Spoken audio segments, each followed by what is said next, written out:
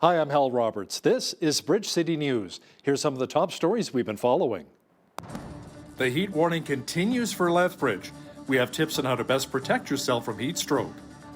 Tory leader Erin O'Toole is demanding the Trudeau Liberals have an action plan in place by Canada Day to address the 94 calls to action from the Truth and Reconciliation Commission. And we hear from our foreign affairs expert Lisa Daftari, who discusses a call by Hamas to attack Israel in a day of rage. Your nation, your province, your southern Alberta. From the heart of Lethbridge, it's Bridge City News with Hal Roberts. Thanks so much for joining us. It was another scorcher here in many parts of southwestern Alberta. We set a record yesterday, and today we may have once again. Jeanette Roche is here now with a sneak peek of the weather picture. Jeanette, the heat warning continued for our region here in Lethbridge. We even had reports of power outages on the north side of the city, which have been taken care of. Perhaps it's from all of the air conditioning units working overtime.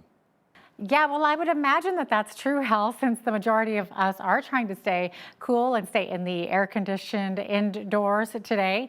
Like you did mention, though, we're looking at record-breaking heat. Last time it was this hot was 51 years ago. We're talking 1970, where the record was 33.3. Well, our temperature today, high of 35 degrees, so it's certainly been a while. Now, this heat warning has been issued for much of southern Alberta, Lethbridge, and surrounding areas, including Vauxhall, Taber, Coots, Milk River, much of southern Alberta, like I mentioned. Keep in mind, too, that heat warnings are issued when high temperatures are expected to elevate the risks of illnesses such as heat stroke or heat exhaustion. So please monitor for symptoms of heat exhaustion.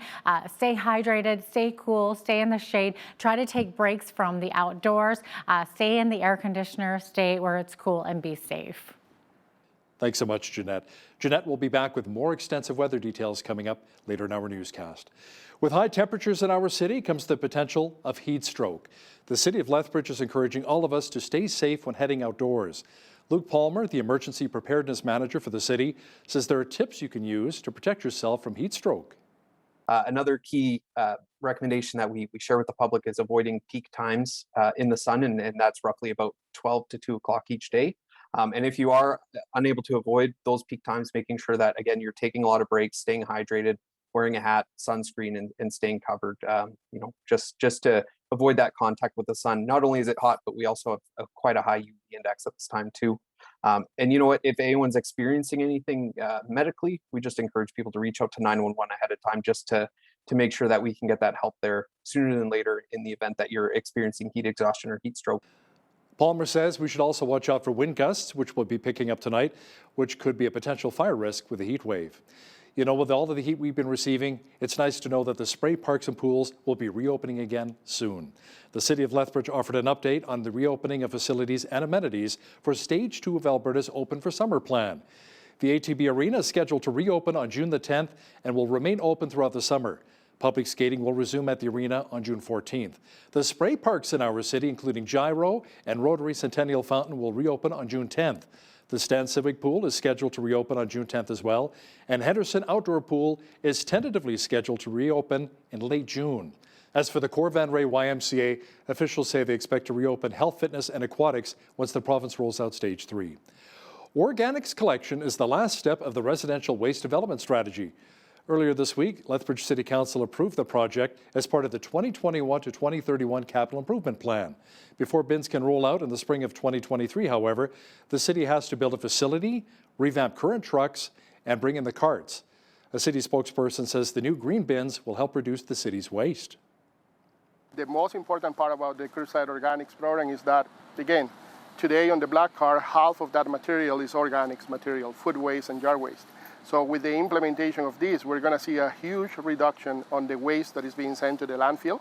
And then even the black card, the sum of the pressures and the issues that the residents have right now with the bi-weekly collection will be alleviated, because half of that material will now shift to another card that they will be able to use. The cost of curbside organics collection will increase $5 a month for single-family residents and $4 a month for multifamily.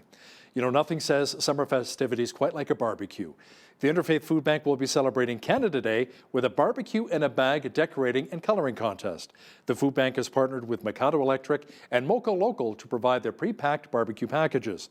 Danielle McIntyre, the executive director with Interfaith Food Bank, says the at-home package will allow community members to celebrate at home with all of the proceeds going back to the organization.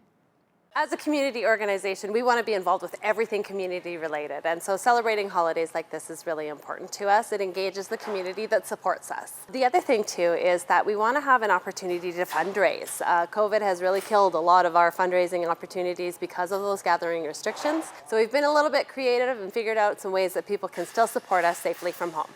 The bundles are $40 and includes all of the food to feed 4 people, tableware, and Canada Day decorations. You can purchase a pack by calling 403-320-8779. Born and raised in southern Alberta, Jennifer Rempel has had her eyes on being a Lethbridge City Councillor for many years, but decided to finally make the leap for this fall's municipal election. Rempel is a former board member of Magazines Canada, where she was able to connect with all levels of government. She says she's passionate about making sure Lethbridge is looked at as its own entity for all it has to offer. So I spent 10 years doing that with Lethbridge Living magazine, proving to everybody that there was something south of Calgary, and I loved doing that. And we focused specifically on Lethbridge, on our region, and what we bring to this province. And we need to build those regional relationships to demonstrate that we are as strong, if not stronger, than Calgary or Edmonton regions. Like, we're not a large city, we're not one of the largest cities provincially or nationally, but bringing that city voice, it's really exciting to me, and being able to do that and demonstrate that while we're not a large city, we've got a lot going on for us, and we can build a lot of relationships regionally. If you'd like more information about Jennifer Rempel or her campaign, you can always visit her website. Many would argue that music is a vital part of any community. The Lethbridge Symphony Orchestra has made it their mission to help students learn their instruments, whether it be in person or online. As Micah Quinn explains now, a new mentorship program has allowed the orchestra to connect with students to train them with their technique and performance virtually.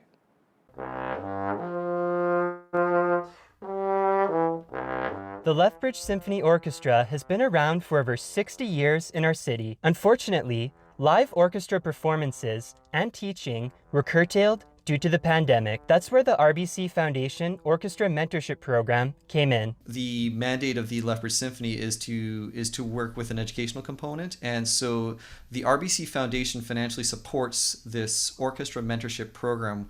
And the original intention of it was to have strong advanced students from music studios from across our geographic area participate in the performances with us. Sullivan also works at the University of Lethbridge, teaching the Low Brass Studio, as well as the U of L Conservatory of Music. He says he loves working with students that have a passion for music. Whether we're pursuing it as a career, whether we're pursuing it as a we'll call it a recreational pursuit, but I think it's much more than that. Whether we're doing it as a life-fulfilling, a personal fulfillment activity, that's much more important to me. So I'm just really excited to work with students that are wanting to continue music. Lise Boutin is a violinist for the Lethbridge Symphony Orchestra and has taught students for decades. She says the process for online teaching has been tough, but it will serve the students well into the future. Many, for instance, summer schools, program camps, universities often require videos for students when you apply for anything, even scholarships or competitions. So they've learned that. Boutin says music and violin lessons for her students became the anchor they didn't have due to restrictions from the pandemic. For Bridge City News, I'm Micah Quinn. Lethbridge College has announced it is adding another bachelor degree program to its list. The Bachelor of Agriculture Science will offer opportunities for career development, a path to further education and hands-on research, while at the same time focusing on the science of agriculture. A spokesperson with the college says the new degree will benefit the agriculture sector here in southern Alberta. It's a perfect fit for the college, the region, and the agriculture sector to have this new credential. It gives us an opportunity to work with our industry partners to help support the larger agriculture sector and provide the education in that sector that is needed to promote and move that area forward. Students will use a hybrid learning model, including fieldwork and in-class lectures. The college is the only post-secondary institution in southern Alberta to offer the degree program. The town of Coaldale began the process of a joint multi-use recreation facility in high school back in October of 2018. Many residents, however, have been frustrated, saying they were not properly consulted on the project. The initiative would extend westbound on 16th Avenue, just past the Coaldale Birds of Prey. The area is currently popular for walking and other outdoor activities. Clive Shopmeyer is one local who's quite upset about the proposed site. So we're very concerned. Traffic, congestion, sewers, the wetlands being disturbed, a lot of traffic going by the Birds of Prey just over here. So many concerns. And one issue sort of around it all, well, there's two issues around it all. The total lack of public participation in the selection of this site in the first place, which is causing all these issues. The majority of residents in this town, for absolute fact, think this location for a school and rec center is ridiculous. The town of Coaldale is currently in phase 2 of the process, which includes preliminary design plans for the recreation center. The Alberta government has a new set of standards for supervised drug consumption sites across the province. The sites must follow rules governing data collection, staff qualifications, clinical practice standards, along with ensuring the safety of clients, employees, and the local community. The locations must also clearly demonstrate referral options for their clients to receive additional treatment. The change comes after our province recorded its worst year of fatal drug overdoses with 1,144 opioid-related deaths. A national group says the city of Medicine Hat has become the first in the country to achieve what it calls functional zero homelessness. The Canadian Alliance to End Homelessness says that means there are fewer than 3 people experiencing homelessness in Medicine Hat for 3 straight months. The Medicine Hat Community Housing Society attributes this success to an integrated system where anyone can access services, quickly get supports, and be housed. The society says the work in Medicine Hat could easily be replicated in other cities. BC health officials say 71% of the province's eligible population have now received a first dose of a COVID-19 vaccine. Health officials, however, say BC's restart plan will be a slow, cautious progression to normal life. They say the return to normal may cause anxiety in some and ask British Columbians to be mindful of communities that are assessing their own risks. Dr. Bonnie Henry says even though it's important to be vaccinated, they're still not 100% effective yet. Our vaccines, as we have come to know, are safe and highly effective, but they're not 100%, at least not yet. This is why it is incredibly important for us to make sure people get second doses, and over this weekend, over 300,000 people have now been either received or booked their second doses again. A second dose is necessary to maximize our protection and for the maximum amount of time. And this is very good news for all of us that we are on that road. We expect to receive more of both Moderna and the Pfizer vaccines in the coming weeks, and we will be moving out to communities as well to start the second dose. BC reported 194 infections Wednesday, along with 4 COVID-19 related deaths. The federal NDP brought a motion to the House of Commons aiming to push the Liberals to take swifter action to address the 94 calls to action from the Truth and Reconciliation Commission. NDP leader Jagmeet Singh says he wants to see the government produce a progress report on the NDP's specific requests within the next 10 days. What we're asking for is to acknowledge that though we are reeling with the horror of this discovery, it's not a surprise. This is something that we've known about, that Indigenous children were stripped from their homes, stripped of their language, their identity, and the goal was to kill Indigenous people. And it's clear that that's what's happened at this residential school. So our opposition motion is to call for concrete action. It is not enough for Justin Trudeau to say that he shares his condolences when he is currently fighting Indigenous kids in court, when he is currently fighting survivors of residential schools in court, when he continues to fail to implement the calls to action from the TRC. Federal Conservative leader Aaron O'Toole, meanwhile, has called on the Trudeau Liberals to have a plan ready for Canada Day. Will the Prime Minister commit to announcing a plan to deliver on calls to action 71 to 76 dealing with missing children from the Truth and Reconciliation Commission report by Canada Day? Right Honourable Prime Minister. Mr. Speaker, yes, We have been and we will continue to be. From 2015 onwards, we have taken this extraordinarily seriously and worked with the partners in Indigenous communities across the country on the important work of reconciliation. We accepted all the TRC recommendations and calls to action, and we have been moving forward on them. We will continue to do that. We recognize the fresh urgency that non-Indigenous Canadians are feeling because they are seeing this tragedy, which unfortunately is horrific and is terrible, but is not a tremendous surprise to many Indigenous families who've known this reality for far too long. Prime Minister Trudeau says the government will invest an additional $2.2 billion to address the inquiry's call to justice. A former residential school survivor says the discovery of the remains of 215 children in Kamloops, BC, can bring long-awaited change. Gary Godfredson says the reaction to the tragedy has been uplifting in the sense that Canadians are demanding government and the church address the past and future when it comes to relations with Indigenous people. I went to residential school from 1959 to 1963.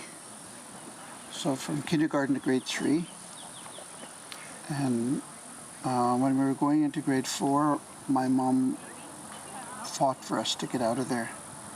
She didn't want us in that residential school anymore.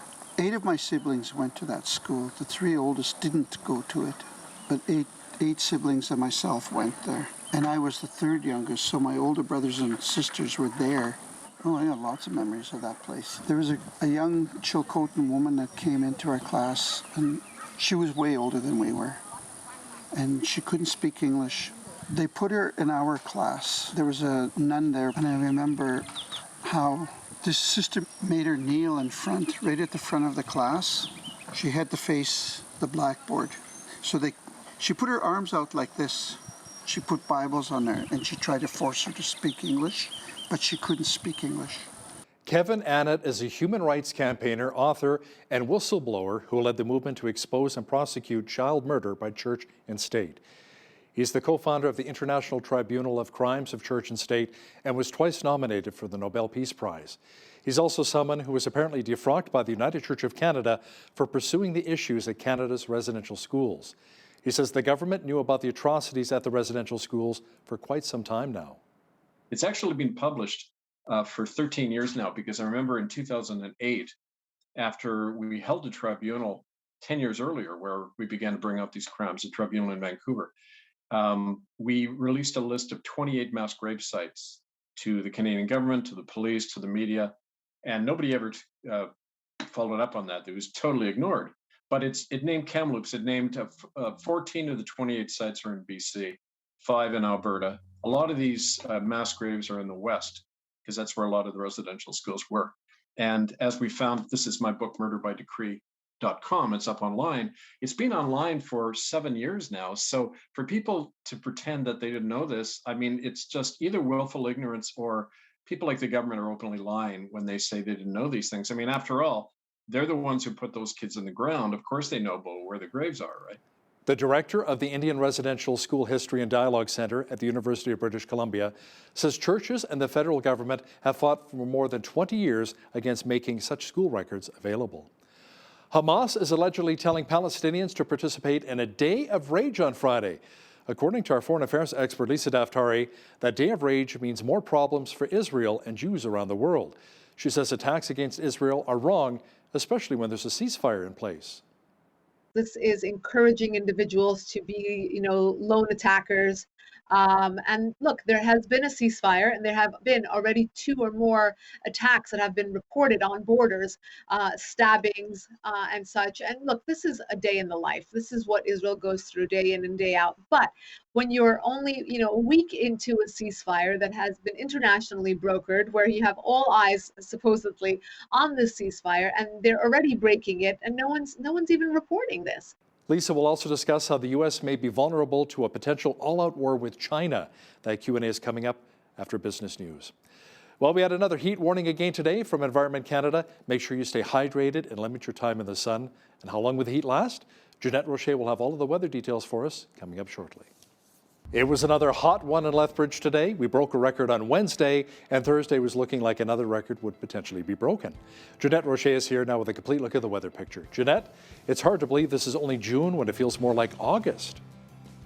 It sure does feel that way, Hal. But if you don't like all this heat, there is some reprieve in sight because beginning Saturday, we're going to see a dramatic temperature drop by 10 to 15 degrees as we head down to 20 degrees on Saturday. Still going to be a hot one tomorrow on Friday, 30 degrees the high, lots of sunshine. And then, as I said, Saturday dropping to 20 to 18 on Sunday with a mix of sun and cloud, dropping even further into Monday, 17 degrees, and then climbing back up for Tuesday and Wednesday with a high of 21 with a mix of sun and cloud. So we're certainly in that heat wave as we talked about. Definitely looking at breaking a record today. The record, according to the Almanac, was back in 1970, 51 years ago. We were looking at a high of 33. We're looking at a high of 35 today. The average high for this time of year, 21 degrees. We're not going to see that until next Monday, Tuesday. Average low, 7 degrees. 5:27 is when the sun rose this morning, and our sun set this evening at 9:32 p.m. So just over 16 hours of daylight. It's going to be a windy one in the Juan de Fuca Strait tomorrow off of Victoria's Vancouver Island. 19 degrees the high there with a mix of sun and cloud. 18 in Vancouver. Now Edmonton and Calgary also looking at those heat warnings in effect. The humidity building so high in Edmonton, they're looking at a 60% chance of showers tomorrow with a risk of a thunderstorm in the afternoon. Calgary also going to be a warm one, and they're also looking at a 50 kilometer per hour wind gusts. So that high ridge of pressure is still building in over Saskatchewan, creating these temperatures into the 30s. Saskatoon looking at a risk of thunderstorms tomorrow. Same with Regina, same with Winnipeg. The whole prairies looking at high humidity. In Toronto, showers with the risk of a thunderstorm tomorrow. 27 the high, 28 in Ottawa, same type of conditions here. 28 in Montreal as well with a chance of showers. Ottawa also looking at that risk of a thunderstorm tomorrow. Now all of these cities out east looking at high winds. So 40 to 50 kilometer per hour winds. Fredericton's high, 27, lots of rain. Halifax, rainy and 22 degrees the high. We're looking at about 2 millimeters of rain expected in Charlottetown tomorrow and about 5 millimeters of rain in St. John's, Newfoundland with 60K wind gusts, 16 degrees the high there. So there you go. That is your forecast. JBS says its beef processing facility that employs around 2,800 people in Brooks has resumed full production after the company was hit by a cyber attack. The world's largest meat processing company says the organized attack last weekend affected its operations across North America and in Australia. JBS Canada said some plant shifts in Canada were cancelled on Monday and Tuesday. The company says the attack affected some of the servers for its North American and Australian IT systems. Officials say there's no evidence that customer, supplier, or employer data was compromised. Finance Minister Chrystia Freeland says Ottawa is not happy about Air Canada dishing out $10 million in bonuses to its executives at the same time the company was negotiating a federal bailout to cushion the pandemic-caused plunge in air travel. In April, the airline and government agreed to a $5.9 billion loan package that capped executive compensation at $1 million until 12 months after the loan is repaid. The government also paid $500 million for a 6% stake in the country's biggest airline. The board of directors at Inter Pipeline has rejected a sweet and hostile takeover bid from Brookfield Infrastructure Partners. Inter Pipeline says the board continues to unanimously recommend a friendly takeover deal the company signed with Pembina Pipeline. It says the all-stock deal is strategic for both companies. Brookfield Infrastructure raised its hostile offer for Inter Pipeline on Wednesday to top the deal with Pembina. Now, here's a look at today's markets. The TSX was down 29 points in the day to finish at 19,941. The Dow was down 23 points to 34,577. The S&P 500 was down 15 points to 4193, and the Nasdaq was down 141 points on the day to 13,615. West Texas Intermediate Oil was down 2 cents to 68.81 US per barrel. Natural gas was down 3 cents to 304 US. Gold was up 8 cents to 1870.84 US an ounce, and silver was even at 27.43 US an ounce. Wheat is at $345 per metric ton, barley's at $350, canola's at $900, and corn is at $412 per metric ton. Live cattle were down 35 cents to 116.78. Feeder cattle were up 63 cents to 152.95, and lean hogs were up $1.13 to 119.38. The Canadian dollar was even over the past 24 hours at 82.58 US.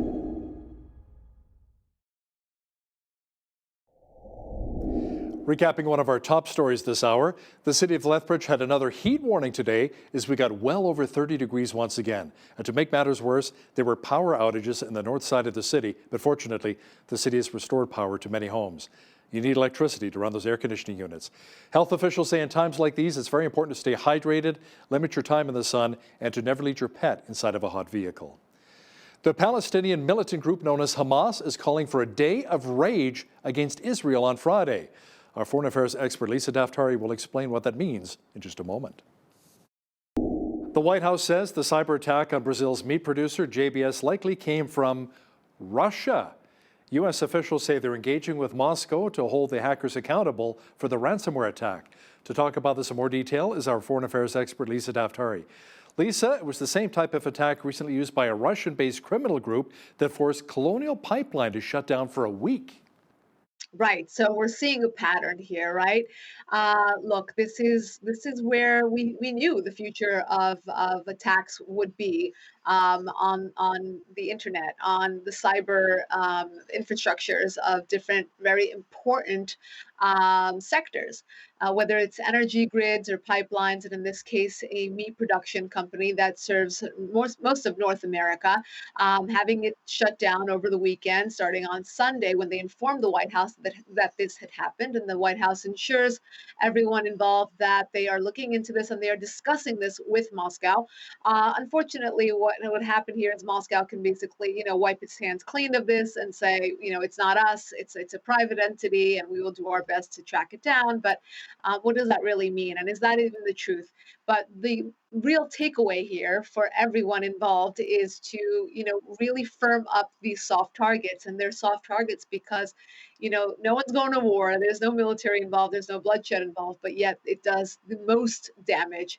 And we're looking at Wall Street. We're looking at big companies. We're looking at insurance companies. We're looking at hospitals. We're looking at, anywhere where they're using, which is basically everywhere, this kind of apparatus that can be taken down. Ransomware is everywhere. I mean, look, individuals get, hacked, and they get, websites sent to them, and they get their, social media hacked and emails hacked. So it's something where, people have to become more aware of these risks. And that ransomware attack disrupted global production, including here in Alberta at JBS Foods in Brooks. Lisa, the attack was really felt around the world, wasn't it? Absolutely. They had to stop production, which obviously will have a trickle effect, in Canada, here in the United States, and elsewhere where this is sent. We're facing an inflation here as is. I know you're feeling it in Canada, or they're talking about inflation in Europe. So, this doesn't help when a basic food item is, there's a halt in production. And now when they begin again, will there be a scarcity? Will there be, demand and, not enough supply? We're going to be dealing with this for a time, in terms of them getting back up on their feet. But we hope that they can at least learn from this, and that we won't see this in the dairy industry, we won't see this in the water supply, and we won't see this elsewhere in our most important infrastructures.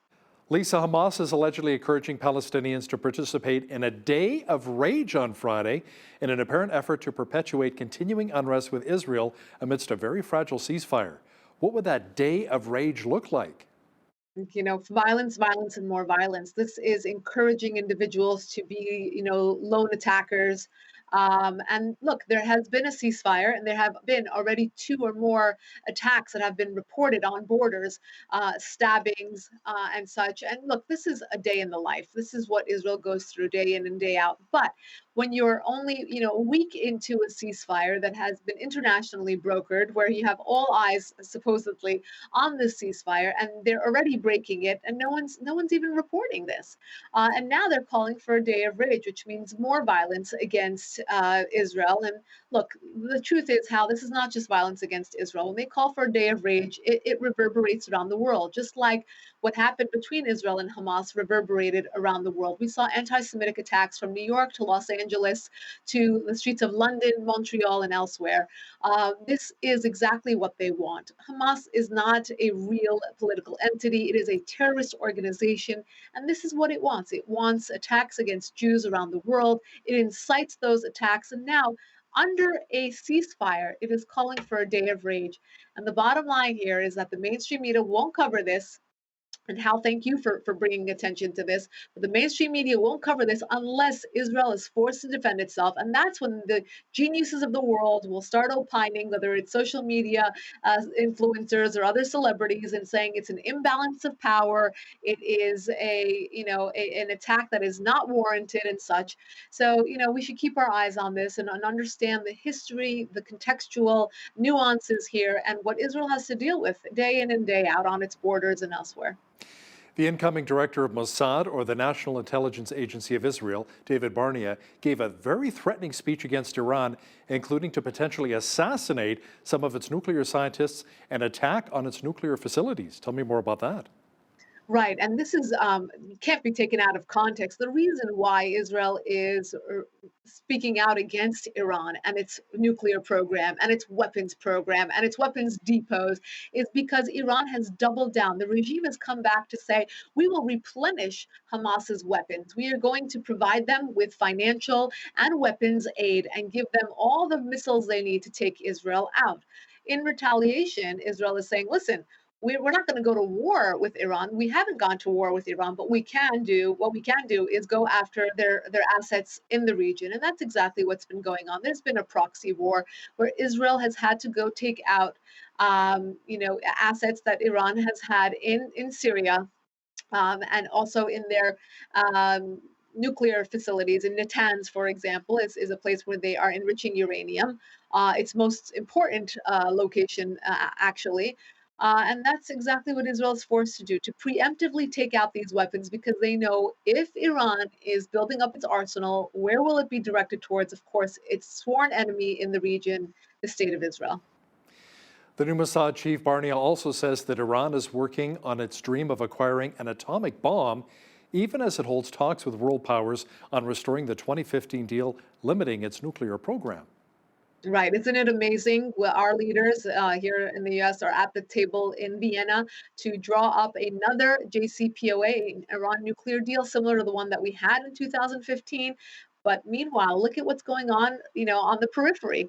Iran has increased its uranium enrichment up to 63%. It continues to, threaten the United States and Israel. It continues with its human rights abuses at home and elsewhere, and it continues to fund terrorism. Look, they're continuing to fund Hamas and Hezbollah in Lebanon, and the Houthis in Yemen, and in Syria, and in Iraq, and the list goes on and on. They are the #1 world sponsor of terror, and that hasn't changed. But yet, for some reason, the Biden administration is after a deal, and I think they're going to get one very soon. Now, still with Israel, the Israeli army recently destroyed a Syrian regime observation post established on the Israeli side of the buffer zone in the Golan Heights. Right. So again, with Israel has to keep its radar up. It needs to see what is surrounding its borders, and Syria, of course, shares a border with Israel, and that is where the Iranian regime has beefed up its assets in order to have weapons and intelligence near the Israeli border.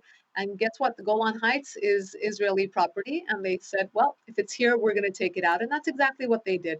Israel has a very detailed intelligence and knowledge about these assets. And in order to keep its borders and its civilians safe, it does what it has to.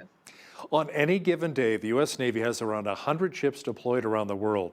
Now, that's about a third of its current fleet and much smaller than during the Reagan administration back in the 80s, when the Navy had close to 600 warships. Lisa, the new $715 billion Biden defense budget raised a few eyebrows among Republicans who complain it makes the U.S. vulnerable in a possible future war with China.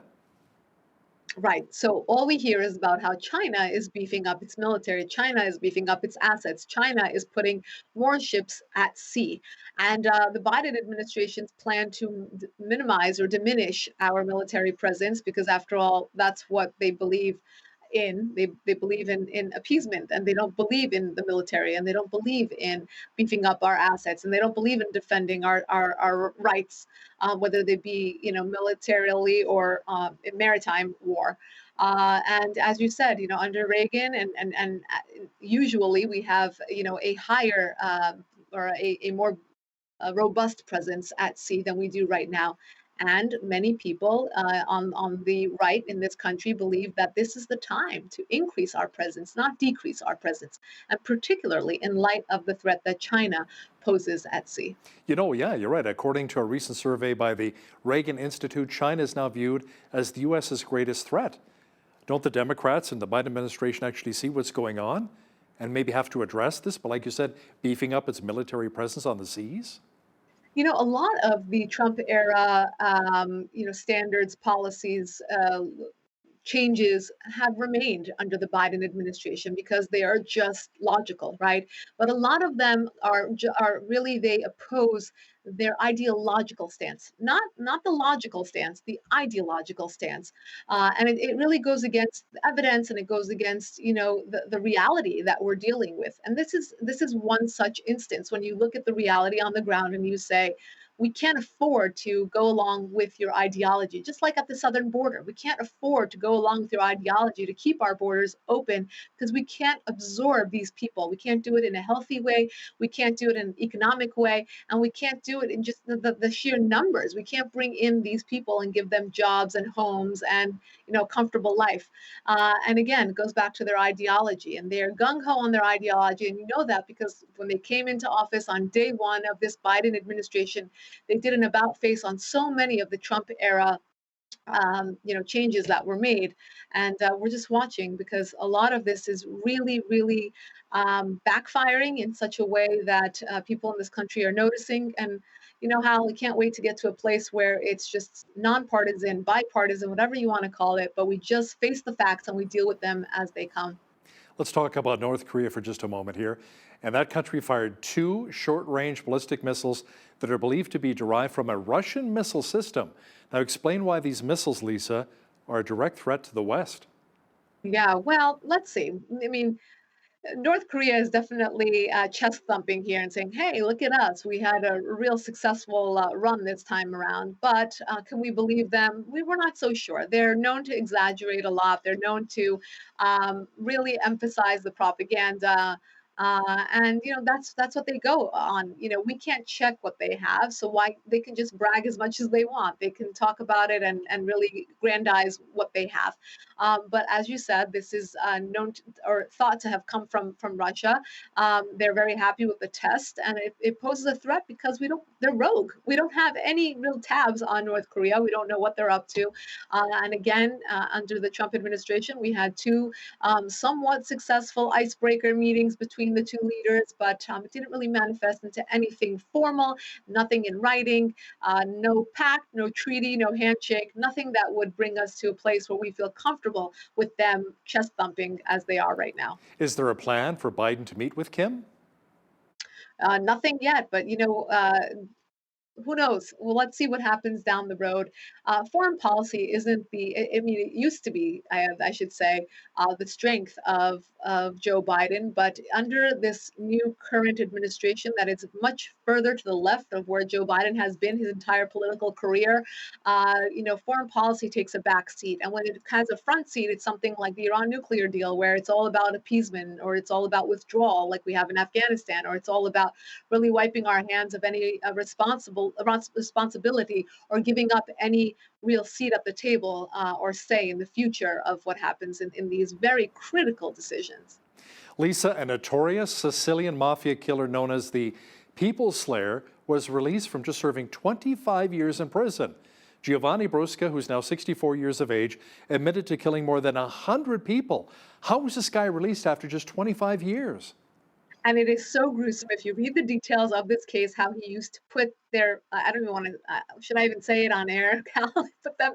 put their remains in acid. I mean, it's not an image anybody wants to think about, but right. How is this guy, how is he back on the streets? And let's just hope that at a ripe age of 64, he's come to his senses. But I mean, 100 people, 100 people. This is, a lifelong murderer, and how he's even given a second chance, I'm not sure. But let's hope that some real changes have been made, and he lives a very different life now. Yeah, because here in Canada, we hear about the concurrent life sentences down in the United States where people are locked up for 150, 200 years. So that's why we're shocked when we heard this guy's responsible for over 100 deaths released after 25 years. Just simply unbelievable.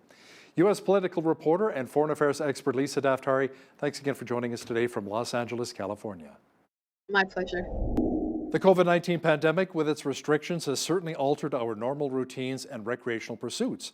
Now, one of the interesting fallouts has been an increase in people buying collectibles such as hockey cards, which was very popular when I was a kid.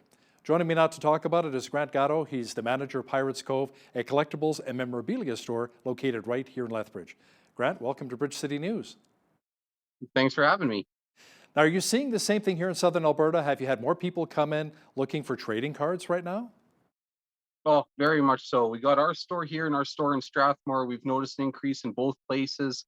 I think a lot of people are stuck at home. They're either digging their old collections out of the closet or they're binging some old media that's spurring the urge on again. You know, it's funny, I think I must have around 600 or 700 hockey cards, a lot of the old mid to late 70s O-Pee-Chees. Are they still pretty hot right now, a hot item, the O-Pee-Chees?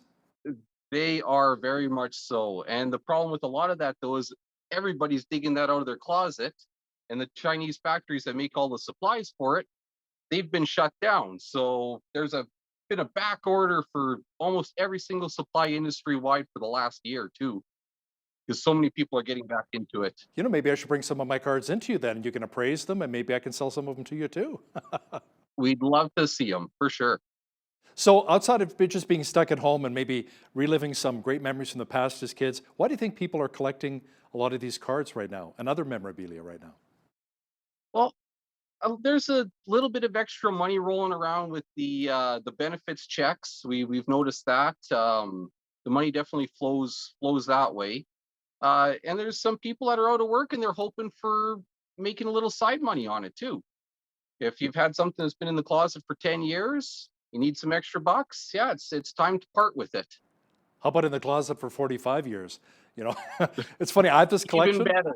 I have this collection of O-Pee-Chees that are rounded on the corners and they're autographed. Like it's, you know, like Nice. Daryl Sittler, Lanny McDonald, you know, Guy Lafleur, Larry Robinson, Rogie Van Shawn, you know, there's a set of 21. They were all autographed, Excellent. not like original autographs, of course, but from the factory, right? I guess that might be worth a Yeah. few bucks.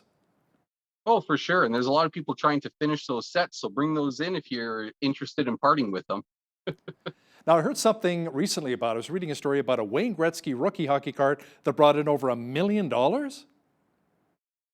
Yeah, that's when you get into the graded cards. When you with some collectibles, you have the option of getting them graded. So you can send it away to a professional. They'll review it, analyze it, appraise it, and put on a scale of 1 to 10 on, or depending on the industry, coins are a little different, on how good that is. That particular Gretzky was a perfect 10 out of 10, best one that's ever been graded or checked. So that one's a bit of an anomaly. Normally they go for about $1,500 to $2,000-ish, depending on shape. So is Gretzky still a popular card, regardless if it's a rookie card or not? Yeah, Gretzky, at the last time I checked and I was pricing some stuff out, he has over 52,000 individual different hockey cards. So somebody could just collect Gretzky, go broke, and still not even be a tenth of the way there. So what are some of the other big names that people are looking to collect outside of Gretzky? Maybe a Bobby Orr rookie card? How about Guy Lafleur, Daryl Sittler, some of those other names? You can't go wrong with any of the Hall of Famers. There's always going to be a market for those guys. But there's so many new rookies every year. There's a new crop coming up, and that keeps the hobby going fresh. Now, outside of hockey cards, how about maybe football or baseball or even basketball cards? Running into the same supply issue problems with those. They're heavily collected. They're underproduced right now, and whatever's being made is getting picked up by scalpers and flipped on eBay. The stuff that we can find, it's just the crazy high-end stuff where $300 or $400 a pack, you get 2 cards in it. But it's really, really nice stuff to make up for it. You know, it's funny, I'm just thinking back to a lot of these rare hockey cards I had, and I put them into the spokes of my bicycle when I was a kid, you know, and now here we are 40 years later, these things could probably pay off the mortgage to my house if I would have taken better care of them, right? I am glad you did that, and I'm glad for all the mothers that threw away the collections, because I wouldn't be in business if everybody kept their stuff. It wouldn't be worth anything. Now, Grant, you also have a great selection of Hot Wheels vehicles. You know, it's not just kids, but a lot of adults. I mean, I've been into your shop and I purchased a 65 Fastback Mustang Hot Wheel to add to my little collection as well. Are Hot Wheels still a hot item? Oh, for sure, for sure. They're priced perfect for collectors. $2 a car. They're priced perfect for kids. And the way that they're marketed too, they've got the mainline ones, hundreds of different options a year. Uh, you could collect all those and not get into the higher end stuff. Now, Hot Wheels also have what they call treasure hunt cars. And when a store gets a case of 72 cars, only one in there is going to be marked as a treasure hunt car. And they usually have a little flame symbol on there to show you what you're after. And those are highly sought after. And there's even one step above super treasure hunts that the collectors go crazy for. They come with real rubber tires and fancier metal flake paint jobs. Grant, would you say that maybe some of the muscle cars, like the American muscle cars, are a hot items? Some of the Mopars, the Chargers, you know, the Challengers, and then also the Mustangs and Camaros? Definitely. In the Hot Wheels and in the bigger 1/18 scale cars too, the muscle cars in the bigger scale, you definitely can't keep in stock. And that's another one where they'll produce a batch, and then you don't get your 65 Mustang, you better hope that somebody saved it on their shelf and is willing to part with it. I saw as well there was a Mustang, I think it was a VW bus with a surfboard on it that went for over, was it over $100,000 or something? One Hot Wheel? Yeah, the original releases, they call them the Sweet 16 cars, and there's some crazy little variations where they might have ran out of paint at the factory, so we'll just finish up the day with this other paint and call it good. But 40, 50 years later, those cars from the end of the batch are rare as heck and very, very expensive. Now, what about some of the other types of toy cars like dinky cars? Are they still quite popular or is there more Hot Wheels? Uh, there's so many different ones. Hot Wheels is good for the average collector, but the older collectors, they love getting into the dinky toys. Any of the older Matchbox, the Lesney toys. Yeah, there's always going to be a market for those. And the trick is finding them in good shape, because most of them spent the last 40 years buried in a garden someplace. You know, you hit the nail on the head. I mean, I've seen some people that have, you know, antique toys still in the box, never been touched by human hands, which are worth a fortune. But then at the same time, I'm thinking, what a sad childhood. You never had a chance to play with your toy, right? Open it and play with it. Even when I sell something expensive here, a mint in package transformer from the 1980s, I tell a person, open it, put the stickers on it, enjoy it. That's what it was meant for. You're the last buyer. That's what it's, enjoy it. So what are some of the older toys you have in your store there, Grant? It's always changing. We rely on trades for a lot of stuff, so it's kind of whatever comes through the door. We've had a lot of old tin toys from the early 1900s come through here. I remember having a little toy wind-up boat with a propeller on the end of it. It was from about the 1940s, and every single time I picked that up, it drew blood. Every corner on it was razor sharp, and it was a children's toy from back in your grandpa's day. It's a miracle they made it to this age. Wow. How about for the ladies and the young ladies too, like classic Barbies? I bet you they're fetching a good penny too, some of the dolls. They are. We don't have many come through here though, unfortunately. I don't know if that stuff ends up in the antique shops or not. I wouldn't turn it away if it did come in, but yeah, few and far between, I hate to say. I think a lot of the Barbie collectors, they hold on to it forever. I don't blame them. How about Teenage Mutant Ninja Turtles? That was also pretty big when I was a kid. Is it popular now? Not as much as it used to be, but anytime we get some of the old vintage toys, even the loose ones, out of package, missing all the accessories, I'll throw them in the dollar bin and they'll be gone the same day. People want them just to put on the shelf because they probably lost the accessories that quick when they were a kid anyway, so it looks just like they remembered. How about some Star Wars memorabilia? Do you have much of that too? Lots and lots of Star Wars stuff. It's been suffering the last couple of years since Disney took over. They really hurt the brand, unfortunately. It probably dropped about to 10% of what it was before. Hopefully, the way the Mandalorian's been going is picking things back up and salvaging that. But thankfully, Star Trek is on a second and third renaissance, and it's bringing in a lot of collectors too. You know, I joke with a lot of my buddies too. I say there were only 3 Star Wars movies: Star Wars, Empire Strikes Back, Return of the Jedi. There was nothing else after that. They're like, "Oh, you've missed out on so many great movies, Hal." You know, and lots of good books. Oh yeah. Now speaking of which, let's talk about comic books. What kind of old comic books are people really interested in? The comic books. It's another one where, unfortunately, a lot of the industry is shifting towards digital. Like, you buy a new comic now, and almost all of them come with another digital copy that you can download and read on your phone. That way you can grab the original, bag it away, and put it in the closet and never have to touch the thing. But I think that kind of goes against the spirit of comics. So we always sell our comics half price, even the old ones.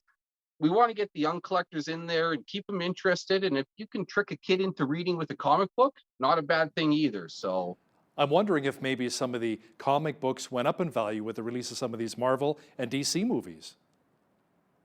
They definitely did. I had an Iron Man #1 issue, and it booked in at $80, and it sat on my shelf for probably 4 years and didn't move. The movie came out, and just for giggles, I checked the price. It jumped to $1,000. Wow. I changed the price to $1,000. It sold within a week. Wow, that is amazing. That's a pretty good profit. Congratulations. Yeah. Well, that's what I get for carrying it for 35 years. Well, I guess if you spread it out over that period of time, you're right. Grant, how about old coins? Do you carry many of those? Yeah, lots of old coins. We got to rely on trade, because coins you can't really order from a supplier. You have to wait for Grandpa's coin collection to come in here, but we specialize in that. And with silver doing a bit of a run or two commodity wise, it's hard to keep in stock. So we're always looking for people to bring in their coin collections. Instead of just old collectible coins, what about coins that have been discontinued? Let's say the German Deutschmark. I've got a whole bunch of those at home, and maybe some Italian lira that no longer exist. Are they worthless, or are they actually worth some money? Kids love them because they're like pirate treasure. We've got a great big bin of 3 for $1 coins, and that's where all my weird foreign stuff goes. And kids will get a great big bag, and it's cheap as heck to get out of here, and they got a pretty good fancy collection. Because a lot of those coins, especially the foreign ones, are really neat. What are some of the more unusual items that you carry that collectors may be interested in? We've had some weird things come through here. I've had some coal brought up from the wreck of the Titanic, little Aztec statue, and a meteorite. I wanted to rub them together and see if I got superpowers, but the boss advised me against that one. That's good. Now, do you have a lot of regulars who come in, usually, picking up items from you, maybe selling you items at the same time? Kind of like what we see with Pawn Stars, when people go in and they're always buying and selling from Rick and the guys? Not that you have a pawn shop, you've got a collector's shop, obviously, but, We've got a nerdy version of that. I don't take offense to that, because, we got to get our stuff from somewhere, and it's people bringing them in. So if a viewer has some old stuff, like we mentioned, sitting in the garage or maybe tucked away somewhere in an old desk, cards, coins, comics, magazines, they shouldn't throw them away. They should maybe give you a call, see if something you might be interested in purchasing. Oh, for sure. You never know what has value. One person's trash is another person's collectible. So, bring it in, especially if it's something that's been sitting in there for, years. There's a fine line between collector and hoarder. So maybe somebody will appreciate better than you. Bring it in. We'll definitely give you better than a garage sale for it, and we'll find somebody who will appreciate it properly. So how do you actually figure out the value on it? Let's go back to some of the hockey cards, because we're Canadian. We love hockey here in Canada. Let's say I bring in my Joe Sakic. I've got a rookie Joe Sakic. I've got a rookie Matt Sundin. I've got a rookie Ed Belfour.